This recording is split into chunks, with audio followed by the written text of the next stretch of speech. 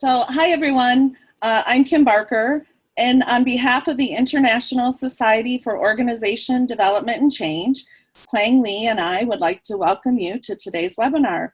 We are so excited to introduce you to one of the most joyful and positive business professionals we have ever met, Richard Sheridan, Chief Joy Officer of Menlo Innovations, based in Ann Arbor, Michigan. Yay!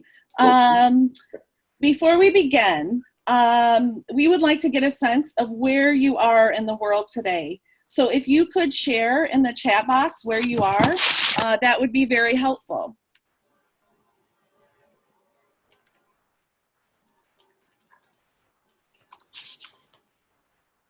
So we see Chattanooga, Tennessee, Minneapolis, Minnesota, Madison, Wisconsin. Hey, we have a good Midwest contingent here. Boston, Washington, D.C.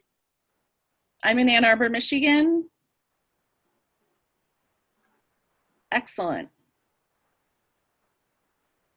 Also, could you share with us what perspective you bring today? Oh, hi, Eva from Canton, Mississippi. Could you share with us what perspective you bring today? Are you a student?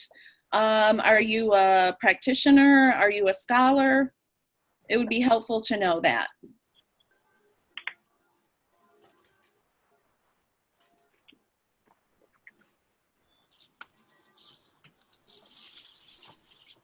So we have several practitioners, PhD student, practitioner, moving into org development work, so an internal OD person. I'm a scholar practitioner, a couple more practitioners, so awesome. So Rich, you might be preaching to the choir a little bit in some respect. I'm used to it. Rich, would you mind advancing one slide? Let's see here. Thought that would work. I think there we go. There we go. And I just would really like to encourage you, if you are not a member of the International Society for Organization, Development, and Change, to take a look at the organization. We are the most widely cited OD and change journal globally, which is really just a wonderful aspect of membership. You have access to all of the issues since it began. We also have a wonderful community who you can go to.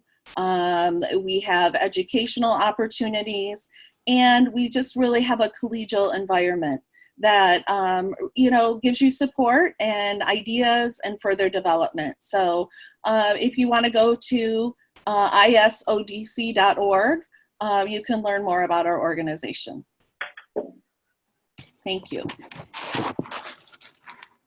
And then I would like to introduce you to Richard Sheridan.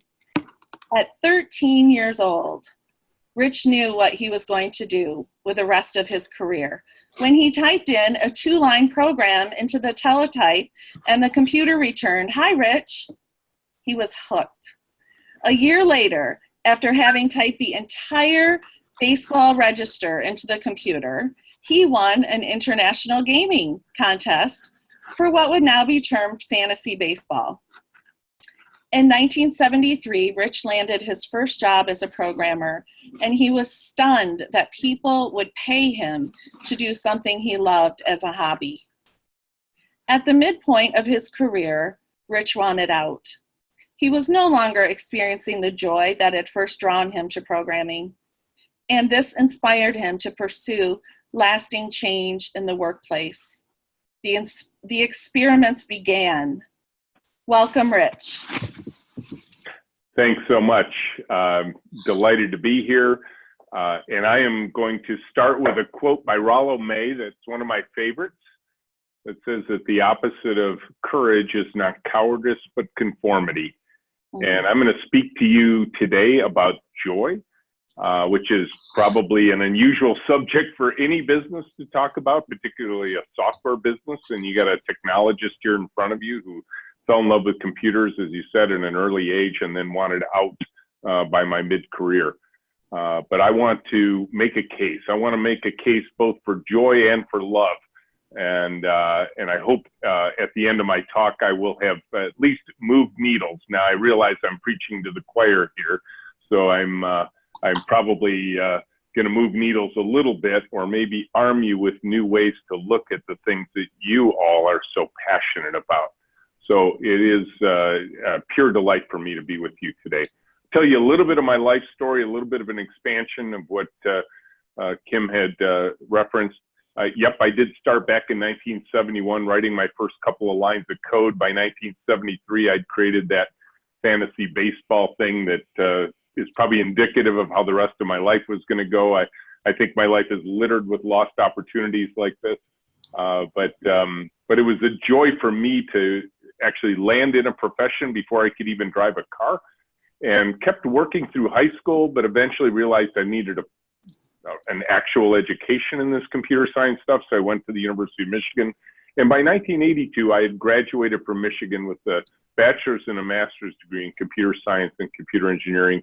And a career was launched, and a career that quite frankly looked perfect. I went from a programmer in 1982 to VP of R&D in 1997. And here I was on that lovely career path that my wife was very pleased with, my parents were very proud of, and yet there was a different line. I had all this great world success, but there was a different line going on, and it was, quite frankly, a more important line, and it looked like this. My heart was breaking for an industry that I thought would carry me for a lifetime. I thought it was an industry that would feed my family, and yet by my mid-30s, I wanted out. So how could it be that here I am enjoying all this worldly success, and yet I didn't even want to be in the profession anymore? Well, in the software industry, if any of you know about us, I'm sure a lot of people who work in organizational design end up bumping into software teams. It may be the object of many of your professional work and your studies. In the software industry, we typically operate in chaos, and I certainly did. Chaos in the software industry is actually easy to describe. You've got deadlines being missed, budgets being blown, unhappy users, unhappy customers, firefighting from one end of the day to the other, and that was my life. And during that time, I would come home after very long days, sometimes all-nighters, sometimes through the weekend, and my wife would look at tired me and say, "Honey, did you get a lot done today? You look really tired." And I realized in that moment, I'd gotten absolutely nothing done. I was busy from one end of the day to the other, but getting things done just never seemed to be a priority. In the software industry, like many, if you operate in chaos for too long, you'll eventually suffer negative events of one sort or another. I describe one of these negative events in my first book, Joy Inc. Fortunately, it was not my negative event, but it was big enough that it's indicative of what can happen with computers. A tired programmer at Knight Capital Group made a simple software update error, and in the next 45 minutes, their New York Stock Exchange trading platform traded $7 billion worth of securities it wasn't supposed to, costing Knight Capital Group $400 million in losses in 45 minutes. Now, there's an old saying in computing, to err is human, but to really follow things up requires a computer. And this is good evidence of that. And typically when you suffer these kind of negative events in any industry, it doesn't matter what it is, whether it's healthcare or aerospace or automotive, there is an organizational response that typically looks like a big 3-ring binder. In the software industry, we like to give these 3-ring binders a name and an acronym. We'll call it the software development life cycle process. And we have to put a police force in charge of it just to make sure all the forms and meeting notes and everything are collected. We put that project management office in charge. And now you go from chaos to full-blown bureaucracy. You go from the land of never getting anything done to, quite frankly, the land of never getting anything started. And yet still stuff has to happen. And so shadow groups form. You start to placate the bureaucracy while operating in chaos simultaneously just to get things done. And this was my life. This was what was going on in my life. Now, I will tell you, my organization, like many, eventually woke up and said, "Hey, I think we went too far with that big binder. Why don't we back it off a little bit? Let's have a lighter version of our process for smaller projects. We'll call it SDLC-like, But even those meetings don't get scheduled. The forms don't get filled out. And one day somebody wakes up and says, hey, let's fire the PMO. Let's get rid of the process. Let's call ourselves agile or lean. And unfortunately, what that usually means is people are just going back to chaos, because chaos at least feels energizing. At least feels like we're getting something done. And this was my life. This is why I wanted out. This is what was going on in that moment where my heart was breaking and I couldn't do it anymore. I looked ahead, I was in my mid-30s, and I thought, I can't do this for another 30 years. And I didn't know what to do. I was trapped. This was the job that was feeding my family. This is what I was trained for. And I was scared, and I wanted out. And my journey out led me to authors and books, but not books on technology, books, the kind of books you guys like to read. I was reading books on organizational design, on management, on systems thinking. Peter Senge's book, The Fifth Discipline, on the art and practice of building a learning organization. Peter Drucker's books on management. Tom Peters' book, In Search of Excellence. And all of this was telling me there was, in fact, a better way of doing things than was customary. But it was left as an exercise to the reader to figure out exactly what that was. But in 1999, after a couple of years of VP of R&D at a public company in the west side of town, I read a book by a guy named Kent Beck on an unusually named practice he called extreme programming. And then I saw a video on an industrial design firm in California called IDEO. And suddenly, everything clicked into place for me. Suddenly, I knew where I was going, and I knew how I was going to get there. And over the next 2 years, I transformed a tired old public company to something that looks a lot like Menlo does today. And I might still be there had the internet bubble not burst. And when the internet bubble burst, the California parent that had bought our company in those intervening years had to shutter every remote office they had just to survive, including mine in Ann Arbor. And for the first time since 1973, I was out of work. And I went home and I told my wife I'd lost my job. And with tears in her eyes, she looked at me, she said, "You're unemployed?" And I said, "No, honey, I'm an entrepreneur now." A lot of people here at Menlo call me the chief optimist, and that was an optimistic moment for me. It took my wife, Carol, 6 months to figure out that entrepreneurship actually pays less than unemployment, but by then we were profitable. So while I lost everything in 2001, job, title, authority, and so on, they couldn't take away what I had learned in those 2 years of transforming that company. And what I had learned is that this is not about finding the perfect setting dial for bureaucracy. What I learned is we can actually throw this picture away entirely and replace it with something else, something far more meaningful, far more important, and far more impactful.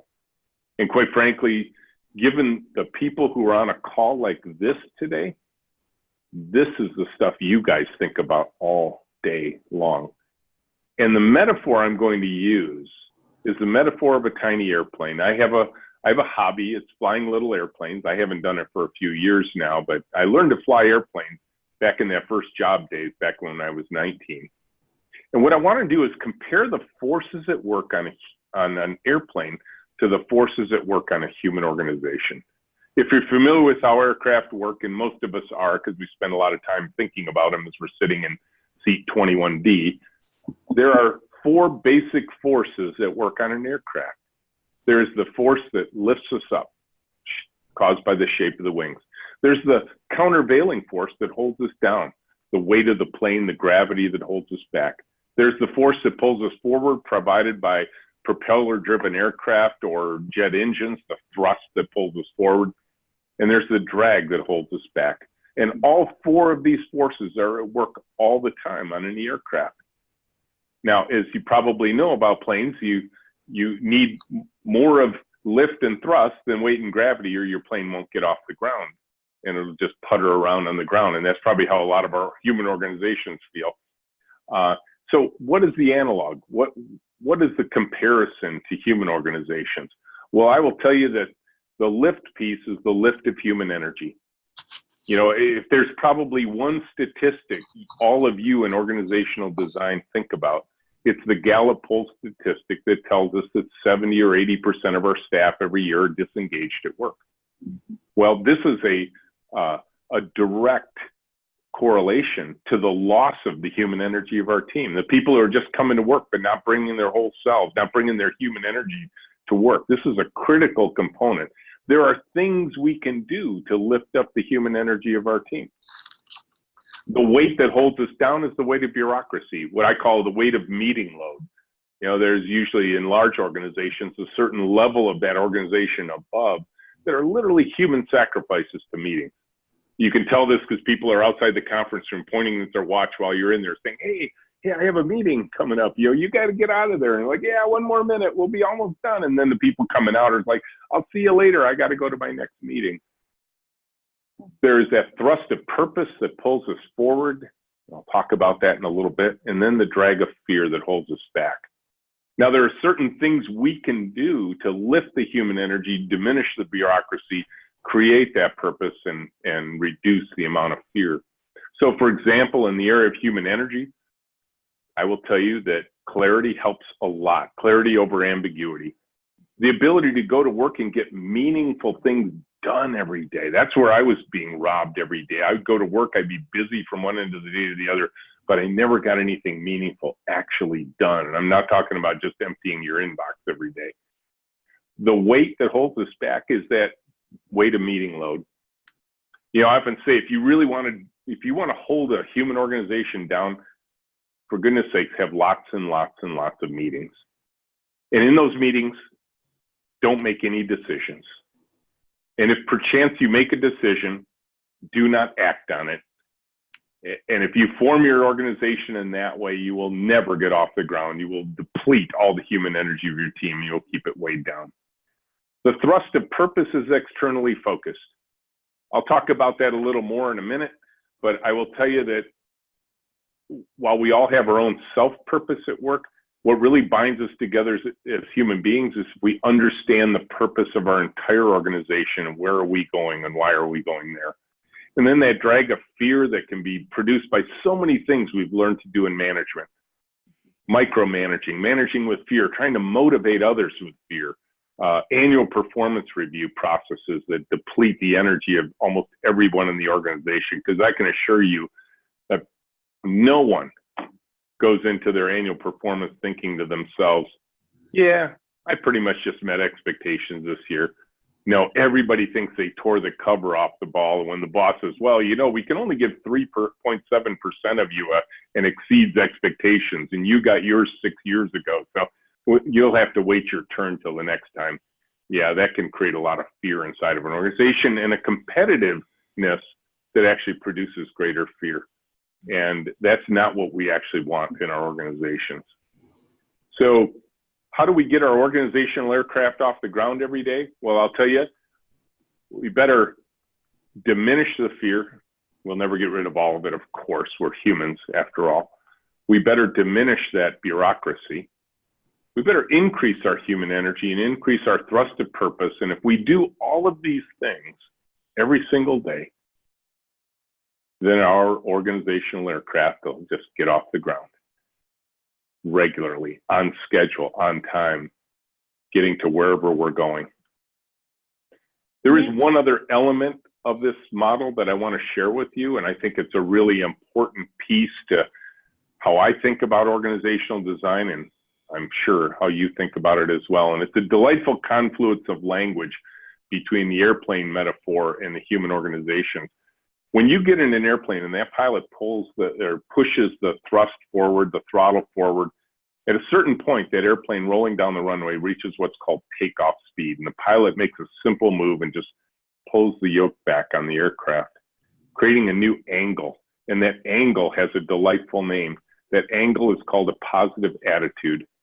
And once created, boom, there you go, off the ground. There is no substitute for positivity coming in an organization. I'm not talking about Pollyanna. I'm talking about looking problems square in the eye and saying, we can defeat you. We can work on this together. Those kind of attitudes can make a huge difference to getting your organizational aircraft off the ground. Now, you probably didn't realize you were getting this much of a lesson in flight today, but let me just poke at this just a little bit more. In 1903, the Wright brothers got off the ground, first powered manned flight.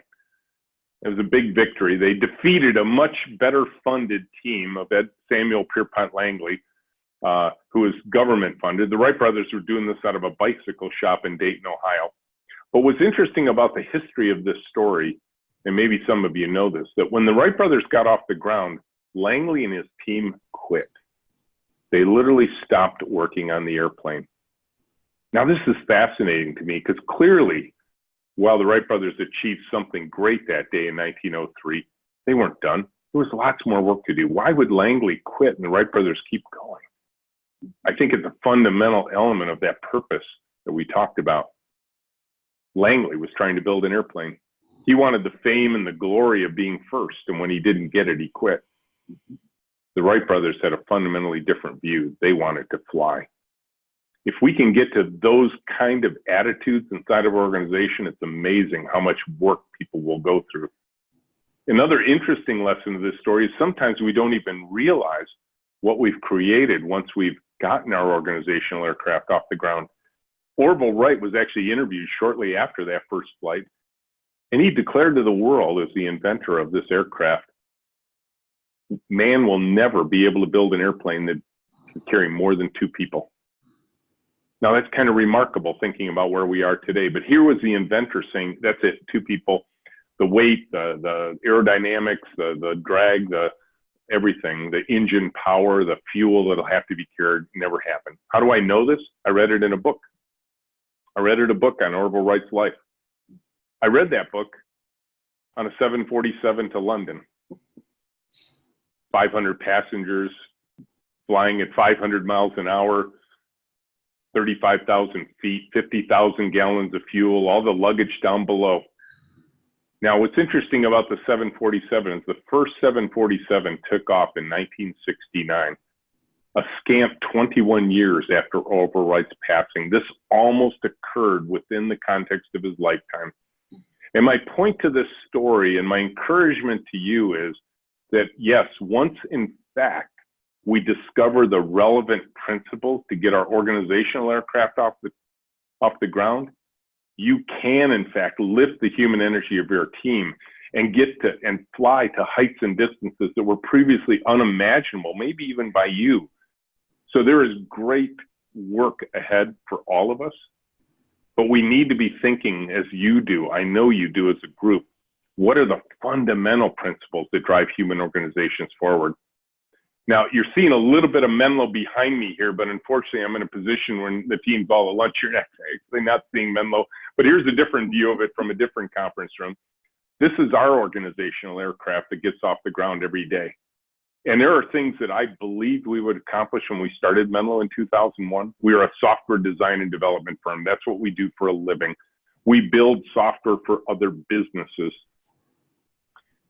And I would have hoped in the early days that maybe I could get my life and that of my team down to maybe just one emergency a day. If someone had suggested to me that maybe we could get down to an emergency a week, I would have scoffed. I'd say, no, not possible. This is software after all. If somebody said, well, maybe Rich, one a quarter or one a year, wouldn't that be an aspirational model? I'd be like, yeah, but that's just not possible. I was Orville Wright back in those days. The last time this team remembers a software emergency, a true software emergency, 2004. We've gone 15 years without a software emergency. I would have never believed in the early days that that kind of performance was possible. So there are many, many things we can do for our organizations to produce that kind of 747 effect on whatever we're working on. But I would say that where we need to begin is with the leaders. We need to build a culture of leadership, and I will declare to you, my encouragement to you is to build a culture of joyful leaders by starting with that purpose, that externally focused purpose. That purpose is defined by the answer to 2 simple questions to ask, not necessarily as simple to answer as you think. Who do we serve? And what would delight look like for them? That gets us focused outside the doors of our building. And I would encourage you, as you think about the answers for your own organization, look past the three obvious stakeholders: the customers, the employees, and the investors. Of course you have to serve them. You wouldn't be in business if you didn't, but those are still internally focused. Those are still self-serving. I would encourage you to look past those. The story I often use is one of a life insurance company that came to visit here. We have about 3,000 visitors a year who come from all over the world just to see Menlo, just to spend up to a day to a week here touring and asking us questions about how it all works. And this life insurance company was here, a very big one, a very old one. And I asked them who they served, and they said they're policy holders. And I said, yeah, I get it. I understand. I'm not here to tell you who you're served, but I do want to challenge your thinking, because I'm pretty sure when that policy matures, your customer is no longer with us. And they agreed, and they quickly got to the beneficiary. And I said, yeah, there's somebody who doesn't pay you for what you do, doesn't even know who you are. You didn't even know them until one day they call you on the phone, and they're expecting empathy and compassion and understanding, and maybe even a shoulder to cry on for a few minutes before you get down to the business of the policy. And as I was telling them that story, a tear was running down the face of one of the women in the class. And I said, what's going on? She said, well, we just outsourced our claims department to an offshore firm with the instructions, prevent fraud. So Rich, that person you're talking about, we're going to first treat like a potential criminal long before we get to the empathy part. And it just struck her how wrong that was. I will tell you, if we start with purpose and we remind our team what that purpose is, you will get your aircraft moving forward. Now, I'm not saying bosses are bad and leaders are good in this particular one, but I would say if we value leadership more than hierarchical authority, we can build faster moving organizations. Leadership requires influence. Hierarchical authority says you have to do this because I told you to, and that can get compliance, but not actually people following you with their hearts. We can diminish the bureaucracy by creating more powerful systems within our organization that self-correct. If I would encourage you to think about the fact that joyful leaders are often systems thinkers. Systems can actually simplify things to the point where we don't need bureaucracy anymore. We do have to care for one another. We have to even care for our leaders. Our team has to care for our leaders. Our leaders have to care for our team, and our leaders have to care for one another.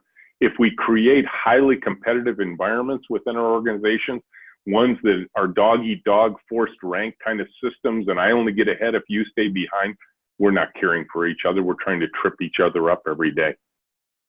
And we have to build organizations that learn. Like Peter Senge said in the fifth discipline, the only competitive advantage left in the world is if you can outlearn your competition. We have to build a learning organization. And ultimately, I believe a lot of this learning is going to come from the stories that we as leaders curate about what our hopes for the future are, what our pains in the past were, maybe the stories of our customers, the stories of victories and stories of defeats. But until we learn to tell stories as leaders, it'll all feel like we're watching a boring PowerPoint presentation about the numbers for this year. We need to be able to turn the data into stories, and stories that move hearts, minds, and spirits. And this is an important aspect of being a joyful leader. Rich, now I know what you're thinking. Yes. Can I make a comment and sort of a Absolutely. question?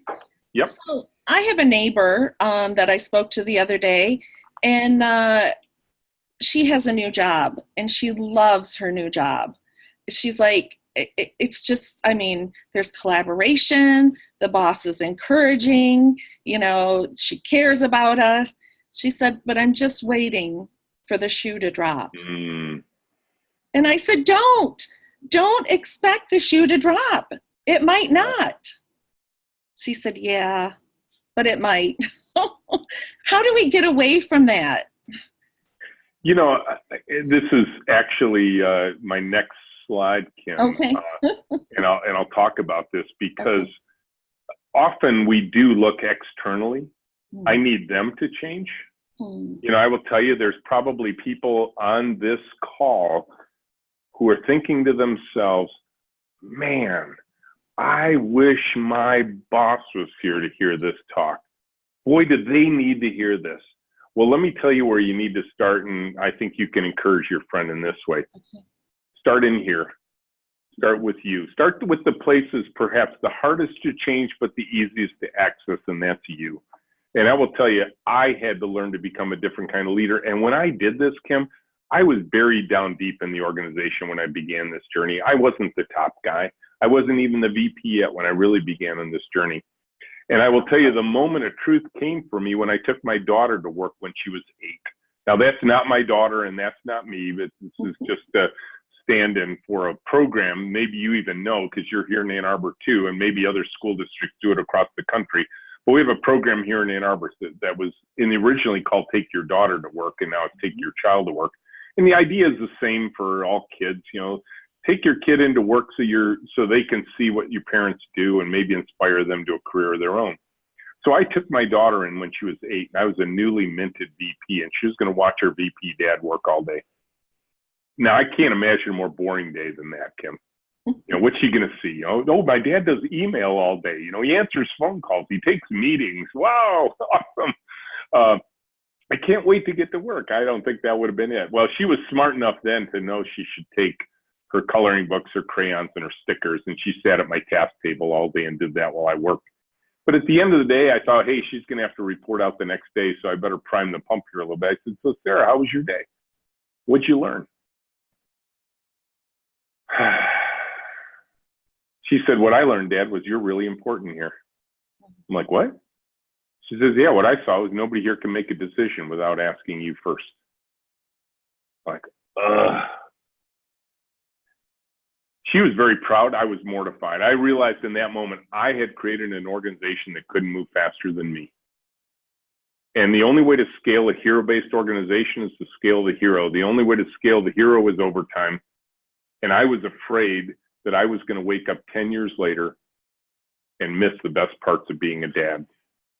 So my encouragement to your friend, Kim, is start where she is. Start with her. I had to become a different kind of leader. I had to change. Now, does that mean that things won't come crashing down around her? Of course, you know, that can happen. But I will tell you, many of my best lessons in life that have caused me to be the leader I am today were learned from negative lessons. And we can choose as leaders to look at those negative lessons and say, you know what, when I have the chance, I'm not going to be like that. We don't have to conform to our surroundings. So that's my encouragement to your friend.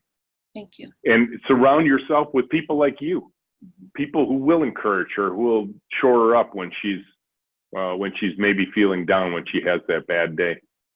And I get it. I will tell you, I think there are 3 things that we are wired on as human beings. I think we are wired to be in relationship with other people. I think we are wired to work on those things that are bigger than ourselves. And that's why we need to be wired together with other humans. And I think we are wired to work. We are at our best when we're working hard. And a lot of people look at me and they say, yeah, I get it, Rich, but you're the big guy. You're the top guy. You're the CEO. You're the founder. You're the entrepreneur. No, the first time I did this was inside of a tired old public company. But can top leaders move people? Of course they can. If you're the president of the United States, you can call the nation to go to the moon and back. But I want to tell a different story, and maybe one that will encourage your friend. I want to tell a story of Mike at McDonald's. Now, this just happens to be the McDonald's you and I are maybe both familiar with. It's the one in the McNamara terminal at Detroit Metro Airport. And I have a weakness, Kim. I have a weakness for a quarter pounder with cheese, a large fry, and a Coca-Cola. Don't tell my fitness trainers about this, but hoping they're not watching this program today. But every time I stopped in at this McDonald's, there was this guy, Mike. And Mike was hustling around every time I saw him. He was cleaning the tables, taking the garbage that people left behind, putting them in the trash bins, wiping down the crumbs and getting the table ready, because this is a high volume, speed kind of place. And I just thought, man, he's got energy. And every time he approached me, every time I got near my table, he'd lean in and he'd say, how you doing? Have a safe flight. Can I get you anything? Can I get you a napkin? And every time I came, he did the same thing. And I thought, man, what a guy. They are so lucky to have him. How does he get this energy? How does he bring that to work in one of the most relationless places on the planet, right? A McDonald's, inside of one of the most relationless environments on the planet, an international airport. And then one day I get there and Mike is off shift. He's not in the room. And here's this kid coming out the door with a sled full of garbage, taking it to the dumpster. And as he passes by my table, he leans in and he says, "How's it going? Have a safe flight. Can I get you anything? Can I get you a napkin?" And I'm like, what is going on at this McDonald's? And I pulled the manager aside and I thanked him first off, because I thought, what a remarkable thing. And he thanked me for noticing. He said, "Rich, this is a highly competitive environment in this airport. Anything we can do to create an edge, we'll do it." And I thought about this. And again, I want to just encourage everybody to think, you don't have to change the nation. You don't have to change your whole organization. You can just change it right around you. I'm pretty sure that that manager didn't have to call McDonald's corporate and say, "Hey, I'm thinking I'm going to teach people on the team to be nice to our customers and maybe even hand out free napkins. Could we form a committee to write a policy about that?" No, he just did it, right? And here's the beautiful thing about these moves, these simple moves within that McDonald's at Detroit Metro Airport. They're free. They don't cost a thing. And so my encouragement to all of you is, where can we start that would be that simple? And then I want to encourage you along one particular line. This is one of my favorite Menlo stories of all time, and it's about babies, and there's even a dog in this. But I don't want you to walk away thinking about babies and dogs. What I want you to walk away with is a simple encouragement: run the experiment. It's the greatest way to fight fear and embrace change in your organization. If maybe something you heard from me today, or you hear from a colleague, or you read in a book, or you gather at a conference, or you hear about some practice at another company, and you're thinking, you know what, I want to try that. But you go to work the next day and somebody who didn't hear what you heard, or read what you read, says, "Oh, well, that won't work here. That's against policy. We've tried that before." I want you to look them in the eye and say, "I get it, but let's try it before we defeat it. Let's not form the committee to write the policy. Let's try stuff." If you move your organization to an action orientation, if you get your teams to take action rather than take a meeting, you will start to fly to heights and distances that were previously unimaginable. Now, the way this played out at Menlo, 12 years ago, Tracy had little Maggie. She was off on maternity leave. She was ready to come back to work. We had an exciting new project starting that she wanted to be a part of. But daycare they planned to use was full, and grandparents lived too far away to help, and she and her husband didn't know what to do. Now, I had a screaming match in my head that Tracy never heard, dark voice, bright voice. Dark voice said, "Don't you dare say what you're about to say. HR won't like it. The lawyers will freak out. The insurance policies will go through the roof." Bright voice says, "It's your company. You can do whatever you want. You don't even have an HR department right now." And so at that point, I looked at Tracy. I said, "Bring her in." She looked at me. She says, "What?" I said, "Bring her into work." She said, "All day?" I said, "Sure." She said, "Every day?" I said, "Why not?" And then she looked around the big open room. You can see behind me, that's Menlo. And she said, "Where will I put her?" I said, "Tracy, she's 3 months old. She's not going anywhere. Just put her in a bassinet or a car seat where you're sitting." Because this was not an offer of, we're going to build a daycare. The baby was going to be with mom all day long. And I will tell you that it worked. It was an amazing experiment 12 years ago. Now, isn't she adorable? That's little Ellie, though. That's not Maggie. Ellie is Menlo baby number 8. Today, George brought in little Elsie, Menlo baby number 24 in the last 12 years.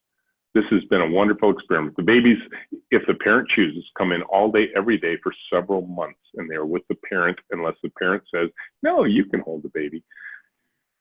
And I will tell you that when you run experiments, expect the unexpected, especially if it involves little humans. Did Maggie fuss? Of course she did. It was the team's response we didn't expect. The team said if she was fussing and it wasn't diaper change or feed me, the team was like, "It's my turn to hold the baby." And so these babies were raised by the village. I will tell you, little Ellie learned to pair program. Little Ellie went to design meetings. We learned to pair the babies. Everybody here at Menlo works in pairs, so then we started pairing the babies. This is little Josiah and Flynn, Menlo babies number 21 and 22. And I can tell you, you can see in this picture, this program works equally well for extroverts and for introverts. And then we found something really important. We found out that our customers behave better when we bring babies to meetings. They don't yell at you. They don't swear at you. They don't raise their voice with you. They think you're awesome. And I will tell you, this has been joyful for moms and dads alike. Who wouldn't want this in their workplace? And some people have questioned us. They're like, what's the productivity loss of this? And my only question to them is, compared to what? Compared to the parent that's getting the phone calls to run out to the daycare to deal with the kid who threw up or something like that. You know, I think, is there a trade-off here? Of course there is. But I will tell you, this has been an amazing aspect of our culture. And if you want to bring human energy in the room, bring little humans into the room. It's been an awesome experiment for us. This is Henry learning to manage. You know, hey, how's it going? What you working on? And then I want to leave you with this part of our culture. And this is an interesting one. You may have, maybe even behind me, you would have seen Egon walking back and forth, one of our dogs. We've always had dogs here at Menlo, and I think dogs bring a different kind of energy in the room, as long as it works for all the humans. And but in this particular case, our customer called me, Michael in the orange shirt. He was coming in for a weekly show and tell, and he said, do you mind if I bring Buster with me to show and tell? And I said, sure, who's Buster? He says, my Great Dane. And Buster greeted me at the front door by putting his paws on my shoulders. I'm 6'5", and his head was up to here on me. Gentle giant of a dog. It was an awesome experiment. But in this story, and this is what I want to leave your listeners with, Michael couldn't bring his dog into where he worked. Nothing wrong with his employer. Dogs are, in some cases, are not appropriate. Oh, Egon just walked by as if I'm you. Didn't plan that. But Michael couldn't bring his dog into work. It would not have been appropriate. If you knew what Michael did for a living, you'd say, of course they can't have dogs there. It makes sense. But when Michael interacted with us, he wanted to be more like us. And I think this is the greatest frontier in terms of organizational design and organizational change. If we create a powerful enough culture inside of organizations, people will want to mimic us. People will want to be more like us. When Michael interacted with us, he wanted to be more like us. And I think this is a great frontier because not only can you change your world, but you can change the world. And I think that is the place that would bring joy to everybody who's in the field of organizational change. So thank you very much for inviting me into your world. I'm happy to take any questions you have now. But more than anything, I want to remind you where I started, that the opposite of courage is not cowardice, but conformity. I would encourage you to take a non-conforming look to what you do, and you might too get to places and distances that were previously unimaginable. You're just so inspiring, Rich. Every time I hear you, you're such an inspiration. And I do really want to encourage those of you. Rich has 2 books out, Joy, Inc. and Chief Joy Officer. And I read this book in a day. I just couldn't put it down. So I really encourage you to read both books. But I have a question for you as well. A lot of us are consultants on this call, and can you tell us what prompted you to hire a consultant, Mr. James Goebel, EMU alumni extraordinaire and your chief architect? So what prompted you to say, hey, I need a consultant? And then what confirmed for you that you had made the right decision, which we all know you did? Yeah, you know, when I first brought James into my old company when I was VP, I wanted to make big changes, but quite frankly, the changes I thought I wanted to make were technological ones.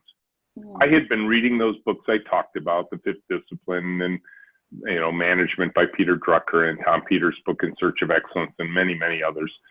But at first, James himself by history as a technologist. And I thought what my team really needed was technological advances. They needed to learn things like object-oriented programming and automated unit testing frameworks and iterative and incremental practices for software development. That's what I wanted him to teach them.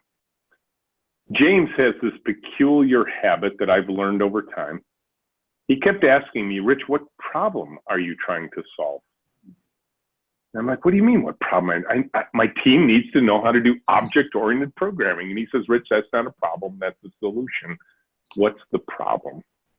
And I started to be intrigued by James. He challenged me in this clever way. He just walked by. I can't make this stuff up. Literally, he just walked by there. Apparently, I need to just speak the names of people, and they walk by. And so we got into deeper discussions, and he started probing me with things that he thought might make a difference in what the problems I was actually trying to solve. Because what I had in my organization was an organization of heroes. My technical team was built out of towers of knowledge, individuals that knew everything about one thing and didn't know enough about anything else to help anybody else. And when he started looking at that, he started making crazy suggestions about tearing down walls, putting people out into big open spaces, pairing them together at computers, much like Kent Beck talked about in his book, Extreme Programming Explained. And I did the weird thing that he never expected. I started saying yes to everything. Mm-hmm. And I remember him pulling me aside one time and he says, Rich, do you know how consulting works? I said, what do you mean? He says, you have to say no at least once, or you'll be able to hold me accountable for the results. And I said, James, I'm not interested in holding you accountable. I'm interested in succeeding. And I will tell you, my wife gets nervous when I describe it like this, but James and I fell in love during those years at Interface Systems. Business love, as it is. We had never found anybody quite like each other. I'd never found anybody who had as many crazy suggestions, and he had never found somebody like me that was willing to run as many experiments, and the rest is history. And so I brought James in for one reason, but I was smart enough to listen to what he was actually seeing. And I'm guessing a lot of your consultants would love to have a client like me, because typically we bring you in to solve particular problems, right? Or we want you to bring a solution in long before we understand what the problem is that actually needs to be solved. And by the way, James has a wonderful TEDx talk.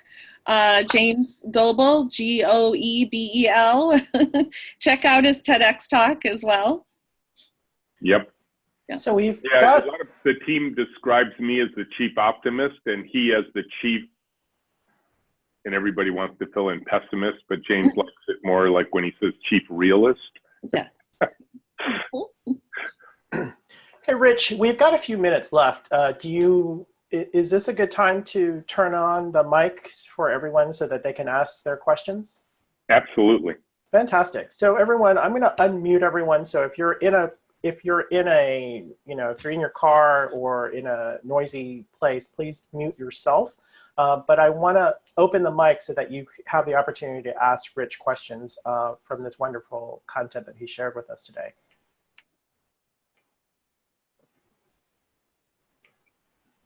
Okay, we're all unmuted. Anyone have a question?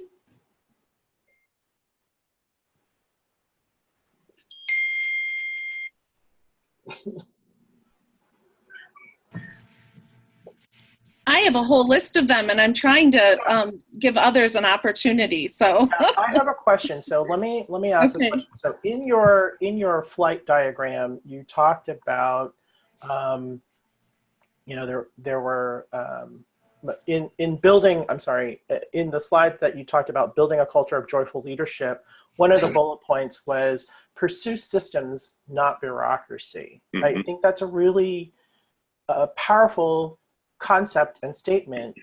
Can you give us one or two pointers that would help guide us as consultants or practitioners or organizational leaders on how to stay clear of the bureaucracy and focus on the system part? Yeah, I think bureaucratic, fear-based organizations, when things go wrong, they tend to put out the search group to find out fault and find out who's at fault. So when hero-based organizations, which are often the ones fostered by fear and bureaucracy, falter, people try and figure out who did it. What person do we need to talk to about this? Systems-based organizations, when they falter, ask a simple question. How did our systems let us down? How could we improve our systems so this doesn't happen again? And if we can get to that point of systems thinking and say, let's start first with the systems, I'm going to assume that most of you are dealing with organizations who actually hire really good people, people who want to come to work. I don't think anybody ever takes a job saying, hey, I hope I can just sneak by. I hope nobody notices me after I join. I hope I can hide out in my cube all day long and do absolutely nothing. No, as I said, people are wired to work. So we need to give them the best possible opportunity to do that. And I think systems, simple, repeatable, measurable, visible systems can do that, as long as they are systems that are not geared to motivate with fear. Thank you. Anyone else? Before I turn it over to my colleague here, Kim, because I know she has a plethora of questions. Yes, who's speaking? This is Deborah. My question is, I don't know the size of your company. It looks small from what I can see, but I don't know how many people you have in your company. We're at about 60 people. Yeah. So 60. Yep. Okay. So 60 feels like a really nice number. And when you work for these huge companies, and I recently worked for a huge company, we're talking 100,000 people. So my question is, how do you get this kind of thinking and not have a bureaucracy when you have such huge companies where it's natural that it can easily go that way given the size alone with decision making and things getting stuck because there's so many people and divisions and silos? Yeah, and it's why I enjoy telling stories of some companies we've affected that are much, much larger than us, just with our thinking around some of the things I've talked about. One of my favorite stories out of Chief Joy Officer occurred at MassMutual Corporation. They're a $30 billion a year, 170-year-old life insurance company. So maybe you're bigger than and older than them, but I typically find that there aren't companies that are much bigger or much older than MassMutual. And the story I tell in the book, with their permission, is the story of their VP of claims. Claims in an insurance company is kind of the big deal department. They pay out about $3 billion a year in claims there.